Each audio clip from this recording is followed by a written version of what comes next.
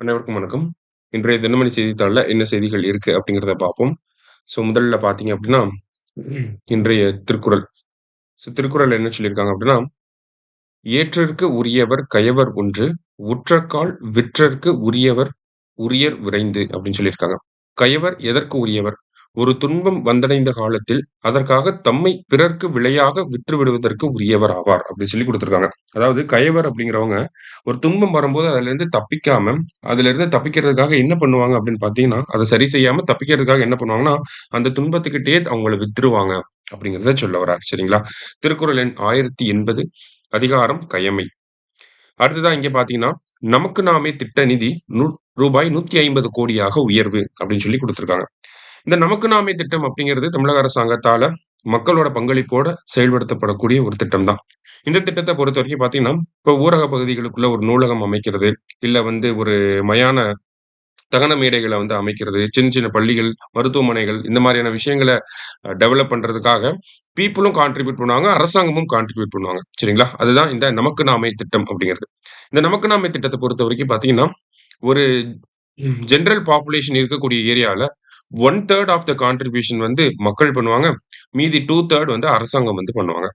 இதுவே SC, ST ஹேபிடேஷனா இருக்கு அப்படிங்கிறப்ப 1/5 ஆஃப் த கான்ட்ரிபியூஷன வந்து அவங்க பண்ணுவாங்க.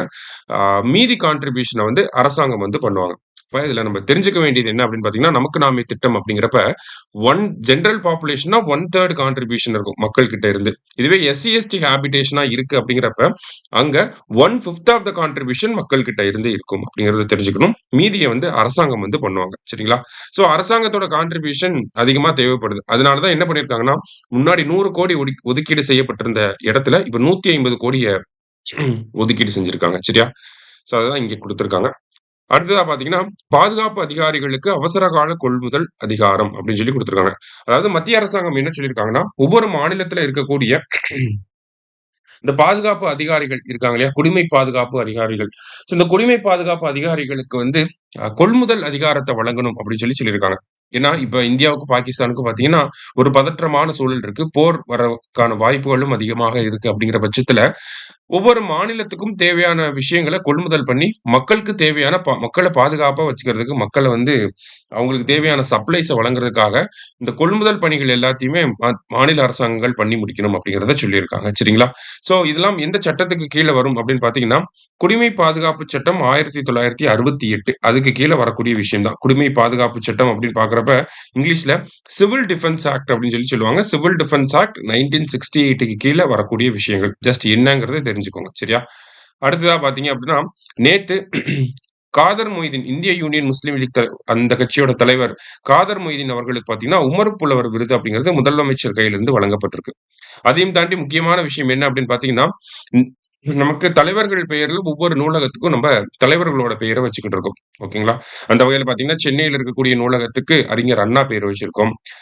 திருச்சியில வரக்கூடிய நூலகத்துக்கு காமராஜர் அவர்கள் பேர் வைக்கப் போறாங்க. அடுத்ததா கோயம்புத்தூர்ல வரக்கூடிய நூலகத்துக்கு பெரியார் அவர்கள் பேர் வைக்கப் போறாங்க. அடுத்தது மதுரையில இருக்கக்கூடிய நூலகத்துக்கு கலைஞர் அவர்கள் பேர் வைக்கப் போறாங்க.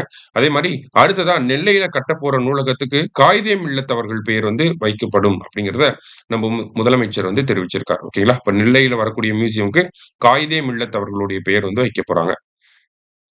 மத்தபடி பார்த்தீங்க அப்படின்னா, இந்தியாவோட பாதுகாப்பு அம்சங்கள் பத்தி இங்க குடுத்திருக்காங்க. ஓகேங்களா? அதாவது நமக்கு பாகிஸ்தான் வந்து என்ன பண்ணாங்க அப்படின்னா, ட்ரோன்கள வச்சு இந்தியாவுக்குள்ள அட்டாக் பண்ணணும்னு நெனச்சாங்க. ஆனா அந்த ட்ரோன்கள் எல்லாத்தையுமே நம்ம வானத்திலேயே வச்சு அட்டாக் பண்ணி டெஸ்ட்ராய் பண்ணிட்டோம். அது எப்படி நம்மனால பண்ண முடிஞ்சது அப்படின்னா, அதுக்கு இந்த மாதிரியான பாதுகாப்பு வான் பாதுகாப்பு அமைப்புகள நம்ம வச்சிருக்கோம். ஓகேங்களா? அதுல முக்கியமான வான் பாதுகாப்பு அமைப்புகள பத்தி இங்க குடுத்திருக்காங்க. முதல்ல பார்த்தீங்க அப்படின்னா, S-400 அப்படிங்கிற இந்த வான் பாதுகாப்பு அமைப்பு. ரஷ்யா கிட்ட இருந்து இந்த S-400 அப்படிங்கிற இந்த விஷயத்த வாங்கியிருப்போம். 400 இன் த சென்ஸ் என்ன சொல்ல வருது அப்படின்னா, 400 கிலோமீட்டர் தொலைவில இருக்கக்கூடிய ஒரு மிசைல கூட இதனால தாக்கி அழிக்க முடியும். ஓகேங்களா? அதுதான் இந்த S-400 ஒரு ட்ரோன கூட இதனால தாக்கி அழிக்க முடியும். அதனால தான் இத S-400 அப்படின்னு சொல்றாங்க. இந்த S-400 அப்படிங்கிற இந்த விஷயத்த நம்ம ரஷ்யா கிட்ட இருந்து வாங்கியிருந்தோம். வாங்கி அதுக்கு நம்ப என்ன பேர் வச்சிருக்கோம் அப்படின்னு பார்த்தீங்கன்னா, சுதர்சன சக்ரா அப்படின்னு சொல்லி பேர் வச்சிருக்கோம். ஓகேங்களா?